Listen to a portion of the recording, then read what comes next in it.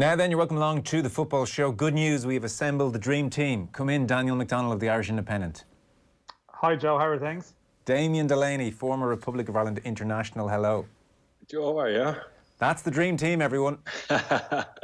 So since when was it christened the dream team? Is this a new thing? I don't think we've all worked together at the same time before. So. As of today, we are the dream team. Exciting. What about Johnny Ward though? I mean, he's got to be in there as well, surely, no? First sub. every dream team needs a wild card. Yeah. If there's a Last Dance style show, Johnny's an episode on his own, I think. Just about as a life away from the court. Daniel McDonnell, what a mad few days. Yeah, I mean, it's been a sort of a manic week, really, Joe, to be honest, you know. I don't know what you actually say about it. Like, what's our conclusion about it? I mean, it seems like the build up to this game, as in specifically the Finland game tomorrow, is a bit more routine in the sense that they've lost one player, and they're not going to have a situation where on the morning of the game they're going to, it appears, you know, lose 5 players or 4 players as they did on Sunday. So at least once they've been over in Finland, they've been able to plan, and they've had a sort of a 24, 36 hours there to actually have a plan for the game, and hopefully then it's a bit more serene from that point onwards. Yeah, for sure. We'll get stuck into the nuts and bolts, and we have some Stephen Kenny for you as well. He's been speaking to the media. We should just touch on the under-21s. They were playing this evening in Pisa. I didn't get to see much of this game at all. They lost 2-0. The Italians had been decimated by COVID, so in effect, and their under-20 squad played this game, and they're a very good team, certainly the under-21s. It looks like the under-20s are no bad shakes either. Yeah, like they were able to bring in 3 or 4 of the 21s, or they had them available, including a 30 million euro player. So like it wasn't quite like the Italian under-20s is like sort of a massive demotion, but and they are very, very strong at that level at the moment. But at the same time, it's disappointing for Ireland. They didn't really play especially well. They were sort of, like, it is, I suppose, a decimated 21s team if you think that, you know, Aaron Connolly, Adam Ida, Darragh O'Shea, Jason Knight, Jason Malumbi, Troy Parrott would all have been there at the start of the campaign. So they either would have been, you know, like they're obviously with the senior squad now are injured. So, but it was still a strong enough team on paper that didn't necessarily do enough really in the game. You know, I didn't see all of the first half because there was a Stephen Kenny press conference from Helsinki that overlapped. But I mean, they played a similar shape to the senior side in some respects. You know, it was interesting to see Michael Obafemi play. He played through the middle of, you know, with sort of 2 wide players either side of him. Struggled, wasn't necessarily. You know, he wasn't given great service either, to be fair. But I think, you know, the point of view is that he hasn't really played a huge amount in that position, which is a point Stephen Kenny has made before. I don't think he's necessarily demanded inclusion in the senior squad off the strength of that. He hasn't played football really for Southampton recently either. But he is, probably his style is more effective in a front 2 or maybe even wide of the 3. But he found it hard. And Italy were the better side and you know, deserved their win. But it's Ireland have 2 games left now next month against Iceland and Luxembourg. It's a sort of a convoluted qualifying system now. They've had to change it due to COVID and the structure of the finals next year. They're at home to Iceland and away to Luxembourg. And the hope would be that winning both of those games would qualify Ireland for the finals as one of the better second place teams.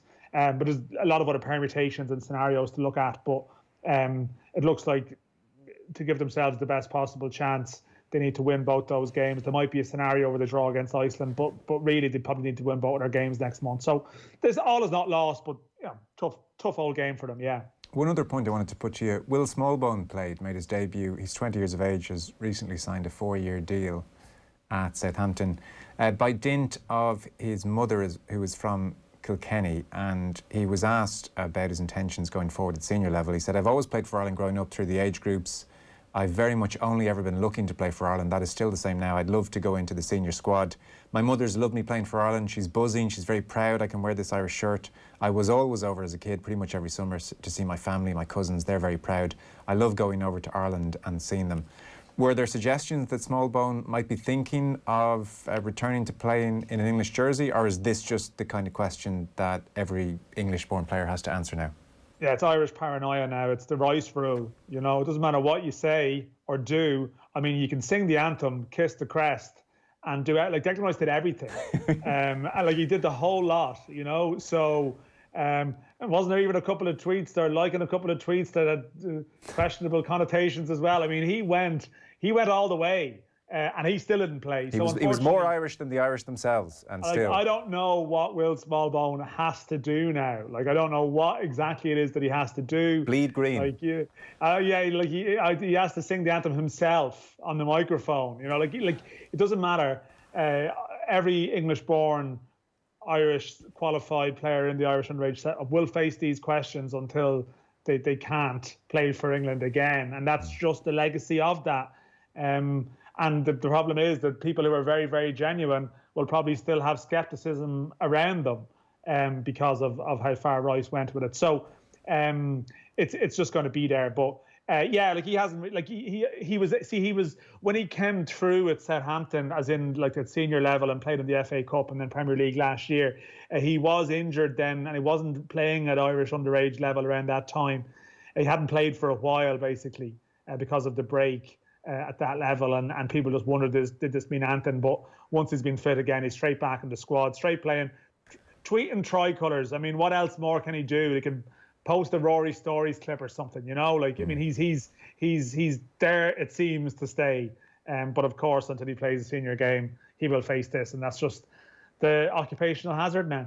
Damien, you've been around lots of players born in England who played for Ireland. It always struck me as in the main, the Kevin Kilbans, the Gary Breens, who would have played for Ireland even if England came begging, were very much in the minority. That the next level, realistically, of those type of players were playing for Ireland in a very committed way and absolutely dedicated to the cause, but it was their second choice. I think it struck me that was most likely the reality in most cases.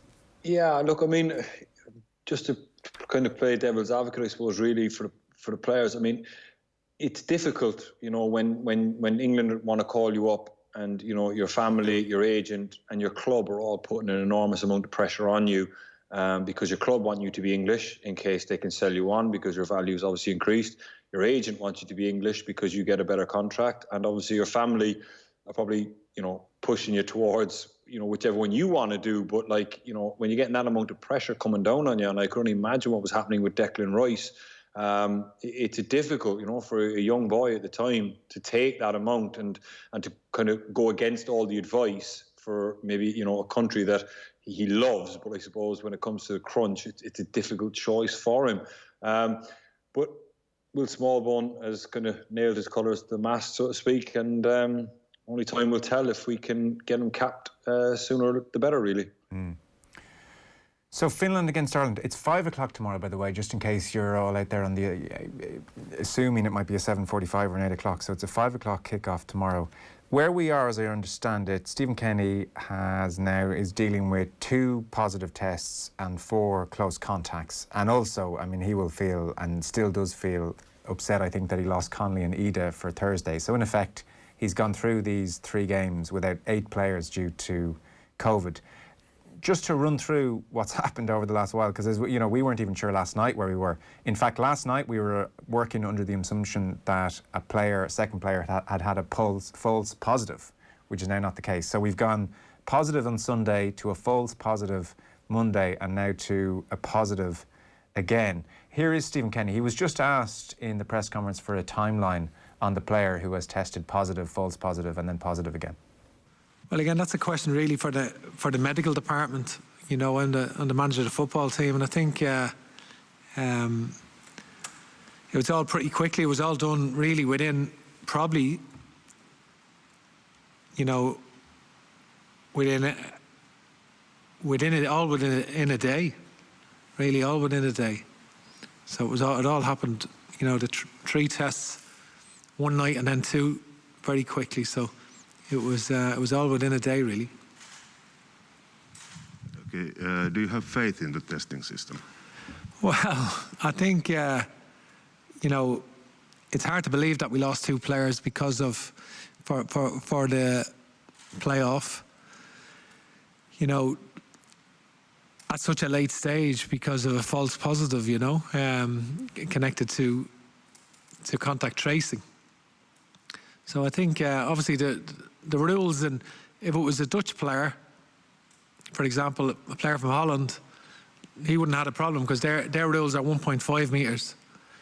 If it was a player in England, they wouldn't have had a problem. But Ireland, the HSC rules are much more stringent than the health authorities in Ireland, much more stringent than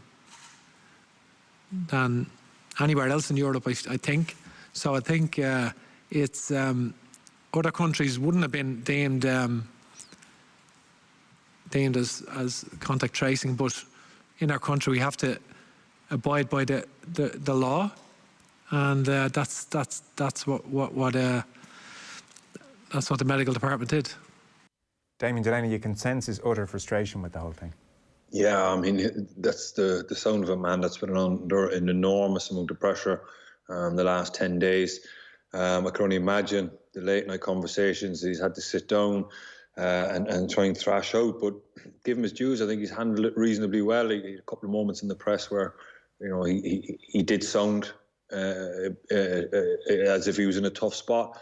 But, he's done all that he can do. It was probably out of his hands, really, to be honest with you. He is maybe a thinly veiled kind of point there that he's making that, if it was other countries, it wouldn't have been the case. And, Ireland's rules are very, very strict. And unfortunately, I'm pretty sure that he wouldn't have had a choice in it. He would have been told that these are the rules. And I'm pretty sure he wouldn't ask the medical staff to bend any rules or to kind of suppress anything. So it is what it is, and sometimes you just got to accept the situation for what it is and do the best you possibly can do, and I feel he has done that. He was asked about his confidence in the testing. Dan, I think it was you I read, you were quoting Killian de Gascon, who said that we can have false positives about 1 in 500 tests. That's about the strike rate here. Stephen Kenny will be feeling a little bit unlucky at the moment. The FAI statement was very clear that, initially these were all UEFA tests. UEFA tests were there was an implication that, well, we're now having false positives again with UEFA tests. Now, the second time it's turned out that the UEFA test was correct. When we say a UEFA test, be it in Slovakia or after the Wales game, I'm presuming that's not the bloke who used to fix the toner on the printer in UEFA suddenly doing that. They are outsourcing this. So basically, the UEFA have a partner, like I think it's a diagnostic partner or something along those lines, a company called SynLab, who are a German company who basically, they have the contract for it. And the stipulations for UEFA say they'll have a representative in each country, or they SynLab basically have a base in the UK and Ireland. So that company is handling the matter of the UEFA, the UEFA tests, which have to be done prior to each game. So that is how it's been handled. That UEFA are overseeing the process, and we've seen Niall Quinn on Virgin the other night. Damien might even have been on with them at the time, suggesting UEFA have sold them a pup, just as regards aspects of how they've handled it. Not specifically saying that the testing process, but just in general. But there's almost been an element of people trying to sort of shift responsibility in various directions around what may have happened and who could have done this and who could have done that. Like the protocols were laid out by UEFA. They have given this responsibility to a company. Ultimately, it's turned out there was one false positive. It appears, which was the case in Bratislava, which proved quite costly. But obviously there was other factors around that, including where people sat and issues around even distancing on the plane full stop.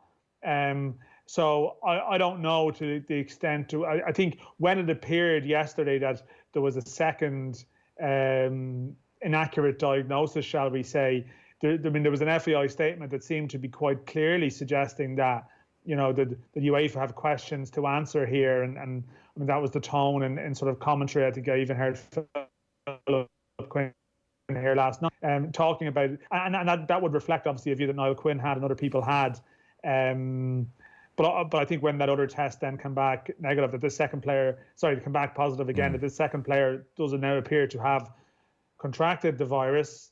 I'm not so sure if that case is really that strong anymore. Yeah. And Stephen Kenny did suggest there We're just about losing your line, Dan. Not maybe specifically in that level. Sorry, we're just losing your line. We'll reconnect with you in a moment. I suspect one of the reasons that they're keen to put the blame on UEFA is obviously the spotlight was on the FAI over the flight out to Bratislava where Connolly and Ida sat in the wrong seats. Now, this is quickly becoming ancient history. I accept, if you're listening on the radio, we're not going to dwell on this overly. But Stephen Kenny was asked today about the travel arrangements. So, well, have a listen anyway. Well, I think... yeah, there was some differences, but again, that would be, mainly the operations director would mainly plan that in relation to with all the senior management. I think I spoke to him yesterday in relation to the flight plan, so we did change some things, but that's these are things that everyone is learning. There are no experts at the moment in this because it's a real learning curve for so many people. And it's a real learning curve for everyone, really. And so, yeah, there will be changes, I would think, going forward. So he's saying pretty tight-lipped there. And I think they just don't want to give as much information, too much information away in case it comes back to bite them. But where I'm seeing it, in short, Damien, flight out to Bratislava, Connolly and Ida back of the plane when they shouldn't have been, and therefore they were ruled out as close contacts. They made no mistakes on the flight home, everybody in the correct seats, but then it turns out one positive player takes out another 4. And we had Gary Owens on the show and he said, well, we may have to have a look about what is best practice. Is it a good idea to have all the players sitting bunched up together? And Philip Quinn last night said that the players for the Finland game would be scattered around the plane. So, it's as likely a player will test positive as an official, so let's just not have the players taking each other out as close contacts. And that's kind of where they are. But in short, nobody on these flights is 2 meters away from anybody else. These are just risky from the point of view of the 2 meter rule. Yeah, unless you get a massive jumbo jet or something and, 250-seater plane and put 40 or 50 people on it, I don't think you're going to adequately be able to do it. It was unfortunate. I don't think you can blame the players. I know everybody's done it. You see 2 spare seats with a bit more leg room. If the players were told beforehand, don't mix with the staff or players have to sit at this part of the plane, it's almost just kind of a given, really, that the staff get on first and the players get on second, and then that's why they sit at the front of the plane. But if you see 2 empty seats, you're going to go back. So, look, I agree with you there. There's no point in dwelling on it too long. It is what it is. I don't think anybody's done anything horrifically wrong here. It's just been a very, very unfortunate sequence of events. A very, very kind of a lot of coincidences really have kind of happened, and it is what it is. We just need to move on with it now and accept it, learn some lessons, and if we can do things better, we can do things differently, then we should do that. How would you be handling all this as a player if you were in camp? Yeah, it'd be a little bit unsettling, I think. You'd probably be dreading, the knock on the door from Alan Burns saying, look, by the way, you were too close to somebody, or your contact tracing, whatever it may be, and you don't really want to have that happen to you, because then you've got to leave camp, or even worse, you've got to quarantine out in Slovakia on your own and wait to get a flight home and whatnot. So it's not ideal. It's probably not a great atmosphere around the place. I'm sure that a lot of people kind of deal with these situations when you're in very, very tense situations with a bit of humour, and it's important that you do kind of keep the mood as light as possible, and it doesn't seem like it's all doom and gloom 24/7. So the players are professional. I think it's important to remember that, professional athletes, and they're used to dealing with curveballs kind of coming at them, be it at their clubs or wherever it be. Maybe not something as big as this, but players are pretty nimble and adjust pretty quickly and are pretty focused on football. So, I remember as a player, I would always kind of say that, there's 4 white lines, and the only thing that matters is what happens on the grass. Everything else is on the periphery. It's a distraction. You got to deal with it, but as soon as you go on the grass, you have a job to do. And I know that might sound a touch cold or callous or whatnot, but ultimately you have a job to do. And until you get a call saying that you've been in close contact with someone or you have tested positive, then I just think if it was me, that's what I would be doing, just constantly thinking about the game. I knew you'd say that exactly. Absolute tunnel vision job to do. And it's, Stephen Kenny has talked about the players' attitude being fantastic and first class. I must say, I think mere mortals would be worried about their family at home. I mean, if you get this thing, it is still really serious. You don't quite know, first of all, how you'll react to it. I think the odds are probably good if you're a sports person, but it's not to say you wouldn't have chronic fatigue for 6 months, a year, something serious like that, or worse, and hopefully everybody makes a quick recovery. But then, I was saying last night, the amount of players who might have kids with respiratory illnesses, pregnant partners, whatever family situations you care to mention, I would want to be nowhere near a work situation like that. It's so admirable that the players know that this bubble has been burst and they're hopping on flights. Yeah, but ultimately it's their job, right? And they get paid for it, and I suppose they can't switch off for it. And what's the alternative? Just down tools or take some time off? You can't do anything. I mean, it's even worse for the GA players. I mean, they're amateurs, and people are asking them to go back and play. And I'm definitely of the opinion that if I was a GA player, and for all the reasons you just stated there, and it's not your job, and it's optional, then I would be going nowhere near it. But that's just me. But these guys are professionals. It's their job. They have to do it. But would none of that be... So, I asked you how you'd cope with it, and you talked about get on the pitch, do my job. Yeah. You think you'd be able to park the family worries, for instance? Yeah, I think you would, yeah. I think you'd obviously have to adjust your situation at home. Maybe if you had elderly relatives, or you had a child with maybe some underlying conditions, or your partner had some underlying conditions or something like that, because ultimately, it's a job and you have to do it, and you may take precautions when you're coming back from these international trips, or you're coming back from training, and maybe you have to be a bit more cautious, but it's your job and you just got to get on with it. I suspect, Dan, that is the attitude which is absolutely prevalent in the camp. I think so. Listen, there was unhappiness over the weekend, there's no doubt. With the playing? I think, yeah, and I think just the nature of how things panned out. Like, Stephen Kenny was very unhappy, obviously. I mean, it was clear, really, It was a lot, like he obviously, maybe on Saturday, he said, well, he was unhappy with, I suppose, as he phrased it, like the non-essential staff member going to Slovakia that ended up being in proximity to Connolly and Ida now. But that person was essential. Yeah, well, they've gone to Finland without someone in that position. Oh, have they? Yes, they have, yeah. So then why was the person brought to Slovakia? Oh, well, I think that's so hard to call that, man. To say, I mean, if you're going to strip down the staff to like the bare bones, the guy has a job to do. I think Stephen's under a lot of pressure, and I do believe that, like, when he said that, if you're a member of the backroom team and you're deemed as non-essential, I mean, where do you draw the line of essential and non-essential? They had to have a communications director. They had to have 2 kitmen. I think that was wrong when that was said. I think anyone that's on the plane, nobody won a competition to get on that plane. I mean, they're members of staff, and everybody's essential. And I think, he'll be a bit, I feel he would be a touch disappointed that he labelled a member of staff as non-essential, which I don't think is a great term, to be honest with you. So how are they making do for this Finland game without that person then? Well, I mean, for example, the questions that you heard from the press conference today, I mean, there's no Irish press there either. There was questions submitted to the Finnish press officer, someone from the Finnish FA who actually put those questions there that you're asking.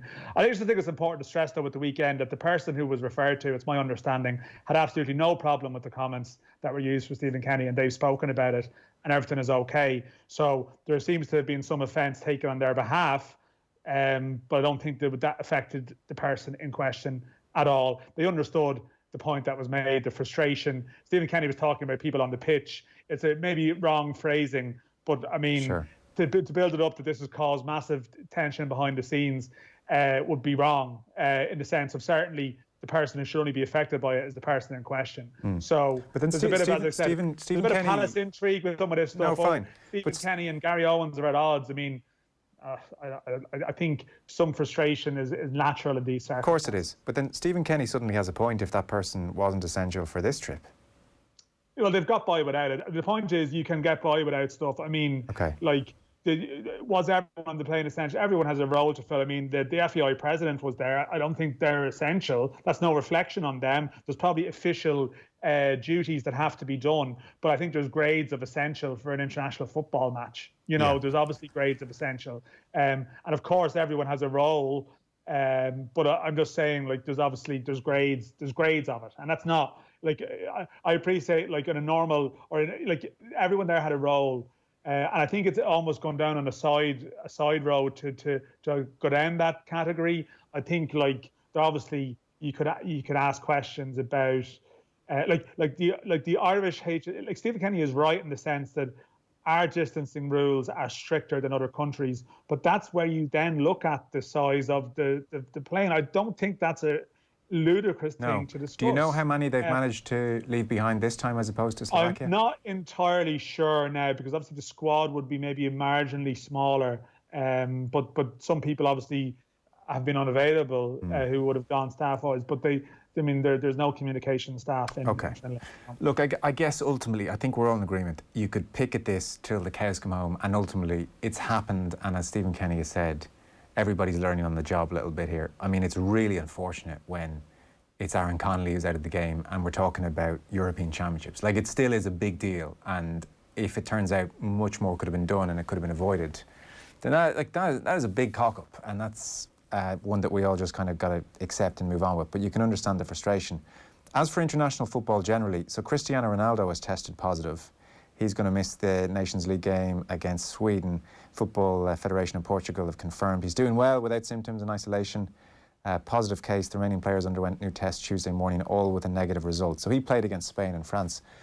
What's your sense, Damien, and we'll take a break then and get into the football, but what's your sense of international football over this winter? I think they're just going to try to plough on with it as best they can, unless it becomes really, really prevalent, or it becomes a major issue where, the numbers are skyrocketing. I think they probably are pretty high at the minute. The number of players seems to be almost daily. So I'm pretty sure these discussions are going on behind the scenes with the experts, and but I know they'll try and keep it on as long as they possibly can. Yeah. Dan, I know Stephen Kenny said that Brighton were really good about releasing Aaron Connolly. That's going to be an issue of tension with some clubs for sure. No, it is. And I think it's important to stress as well, just in the previous point, even in some respects, we all appreciate it's a very difficult situation. Like, and you see Cristiano Ronaldo, you see, like, the best players, clubs in the world. Like, this is hard for everyone. And I think that is going to lead to it's going to lead to a review. Like, it's inevitable now. There's a lot of money tied up in these Nations League games for UEFA, and by extension for every small association in Europe, including our own one. These games really matter, the Nations League games, because there's money tied up in each one. So there's factors in every decision that people have to make. But clubs are going to, of course, be like, if you have a situation this Saturday, or Friday, Saturday, Sunday, where you have a number of players missing club matches because of their international commitments during the week, I can see clubs kicking up over it. Yeah. But at the same time, the governing bodies, have the clout to some degree to say, no, we want to go ahead with this window. But there's going to be a serious discussion. And I'd say it's 50-50 for me. Okay. Taking a very short break. Dan McDonnell of the Irish Independent, Damien Delaney, former Republic of Ireland international. Staying with us. Back in 1 second.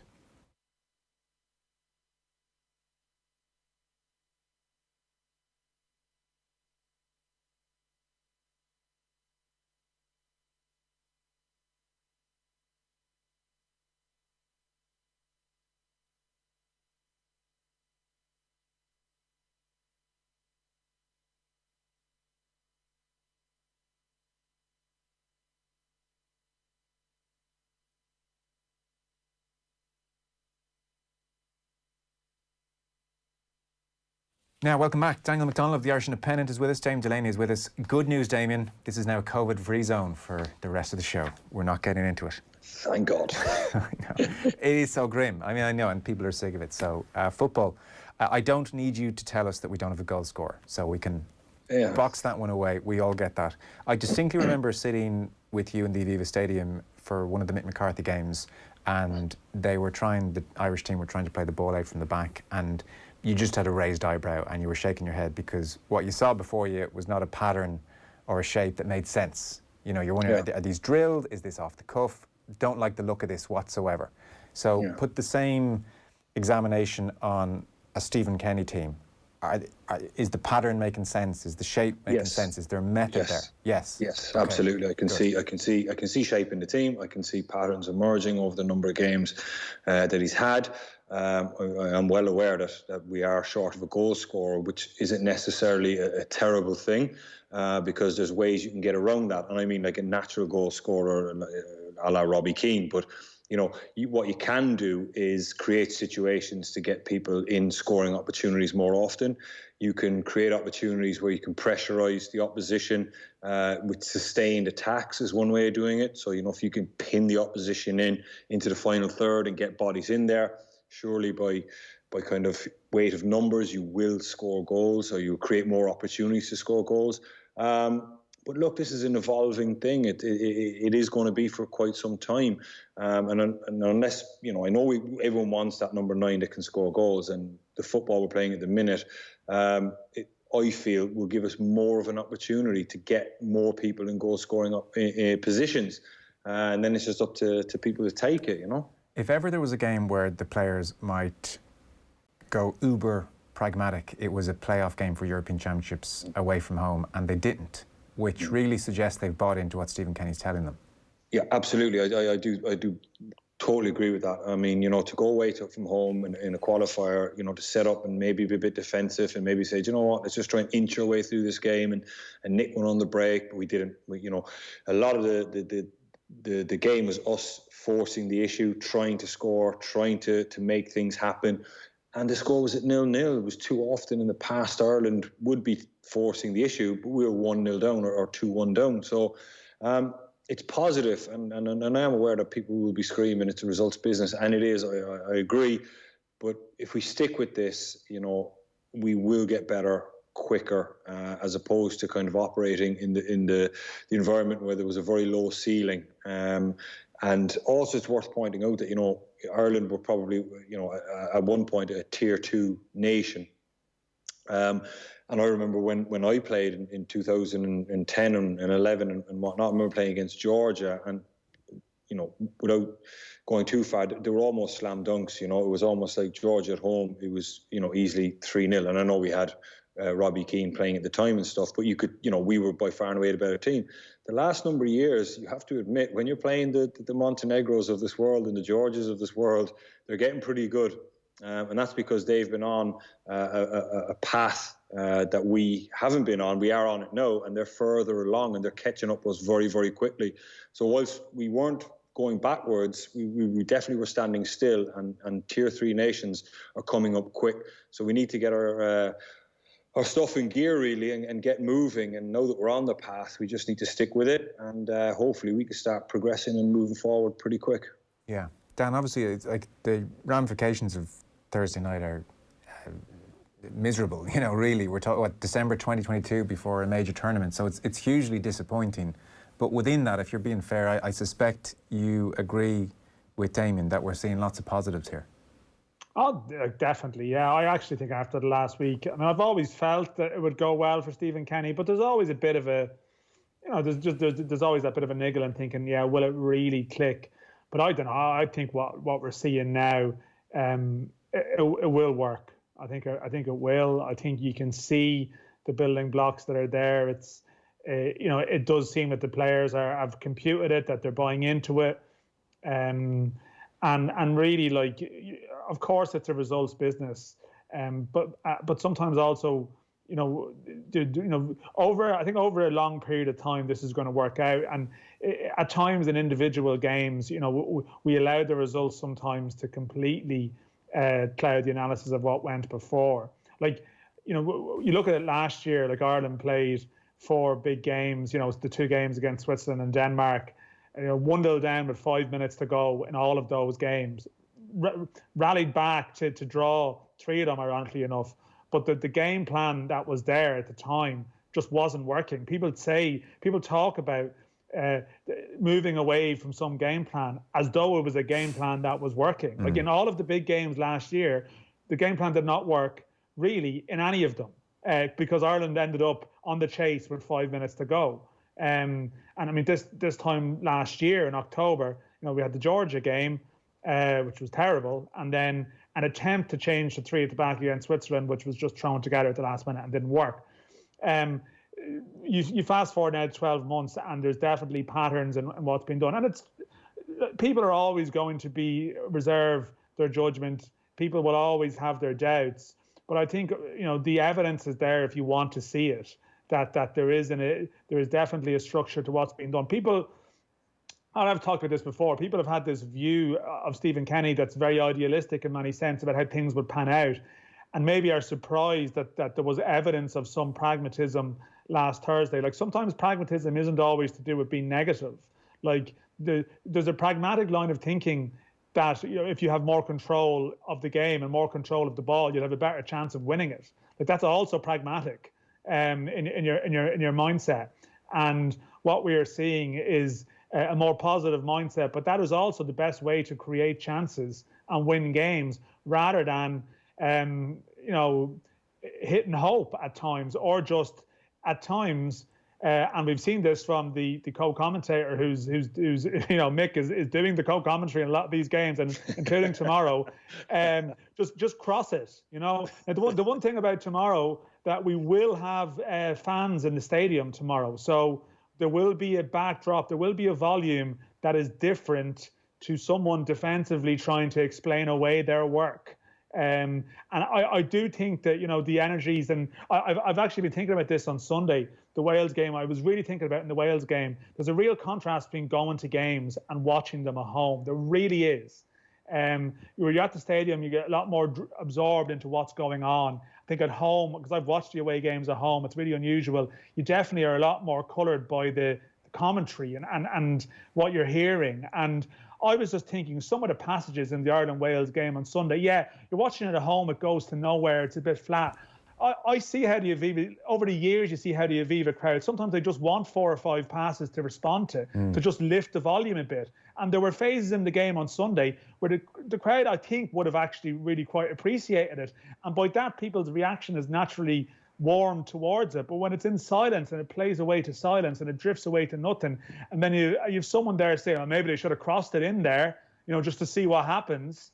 I think that it's dragging people down in some respects in terms of their experience of it. So I'm actually looking forward to, I think there might be up to 8,000 fans there, maybe 6,500, 8,000 fans there.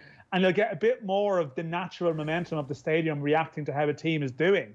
And people might actually see that this is going somewhere. It really is going somewhere. It'll take time, but it's going somewhere. But Damien, is there nothing to be said for throwing it in the mixer? There is, I mean, look, I'm joking. I mean, if he says put in a cross one more time. I won't comment. Where are we going to get our goals from then? I mean, there is players that can score goals and have scored goals. We just need to get them in positions where, Jeff Hendricks, for example, Aaron Connolly can score goals, Callum Robinson can score goals, McGoldrick can score goals. It's just he's never close enough to the goal to do it. He's usually out the pitch, linking the play or doing something else. So and doing it brilliantly as well. He does, exactly. Yeah, that's not a negative. I mean, he definitely does. And it's sustained attacks for me is one way of doing it. If you can get possession, say from the centre circle in the opposition half, and the final third, and if you can try to create things, and every time there's a clearance, you pick it up on the edge of that centre circle and recycle the ball and switch the point of attack and come down the other side, eventually you will wear teams down, and teams get, I know at the very highest level, you've got to think Liverpool and Man City, and they're very, very good sides that do that, that keep you pinned in and you can't get out. So maybe kind of going down that route, because when you do that, opposition defences and players get tired, and when people get tired, they make mistakes, and you get an awful lot more chances. For me, that's one way, and we're kind of on the road to doing that. But I'm pretty sure that Keith, Damien, and Stephen will be talking about this at length and poring over games and video clips to see how we get players in goal-scoring positions more often. I mean, it's that simple, really. I guess the riposte to anyone not happy with the no goals across these last 2 games is that chances were created. You know, if you weren't creating chances, if it was Duffy passing it back to Egan all day, then we'd be a bit more worried. But you were seeing chances that really you've got to think 99 times out of the next 100 occasions they'll be taken. You know, and that's, I think, your point, Dan, that like long-term law of averages work in some way normally, it's going to be okay. Yeah, I think that there is obviously, you know, debates around how you best utilise the players. I think Connolly's a very interesting one. Like, I mean, I understand the line of thinking that if Connolly had played last Thursday, Ireland would have won. But I mean, it's not as simple as that. Like, if Connolly had played instead of McLean, would it have changed the way the team had operated in some ways? Like, well, sorry to interrupt. Ireland would have conceded a goal quite probably early on as well. You know, well, McLean brings something to the party. Yeah, no, like it was great covering and you know, to get a foothold in the game early. Like, I thought Connolly, like if you think that they've changed now to something, and sometimes you get bogged down in numbers too much, but if you think that they've changed to something like a 4-2-3-1 now, right? Like that's what they've, you know, with the second midfielder in there, like it was Hara on Molumby on Sunday.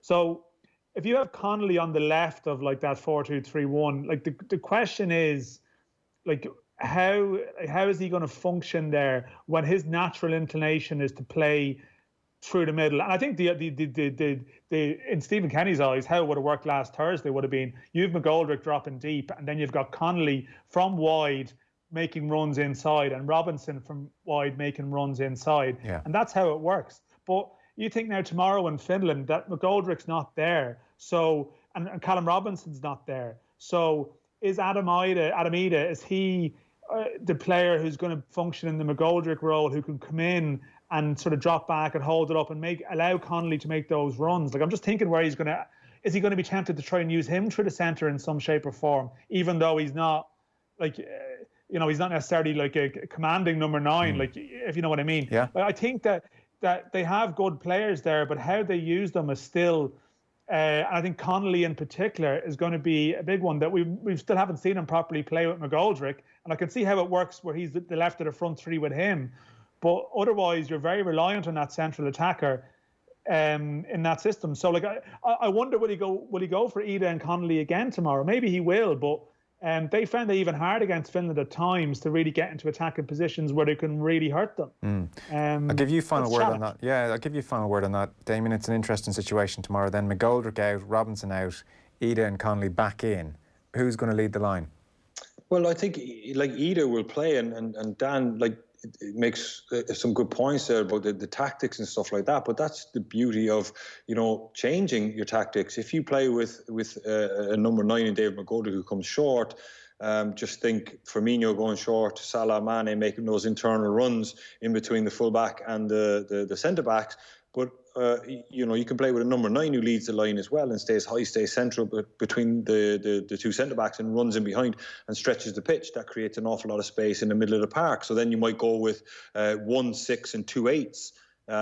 So then you've got 2 players kind of in an area where 2 centre backs are being dragged away, and you get two 8s around the opposition's number 6, if you understand what I'm saying. Yeah. So like there's many variants, and Stephen will have to kind of be flexible like that. You can't just say, well, McGoldrick's going to play and we're going to play this one way. Yeah. You're not. You know, I think personally that Stephen is a fan of Ida, and his first choice would be have a number 9 to stretch it and play with 1 6 and 2 8s. And then the wide players as well can come inside if they want, or they can stay high and wide as well. But you kind of covering all bases there. But there's many different ways to play, and these are just little slight variations or little nuances in how you set your team up. But that's the beauty of coaching, you know. When you start coaching things like that, I'm pretty sure as a coach, and then you see it kind of play out on the pitch, that's pretty satisfying. Yeah, well, it will make the next couple of weeks much more satisfying for him if he can get off or depart the scene with a win. I'm sure he's aching to do that.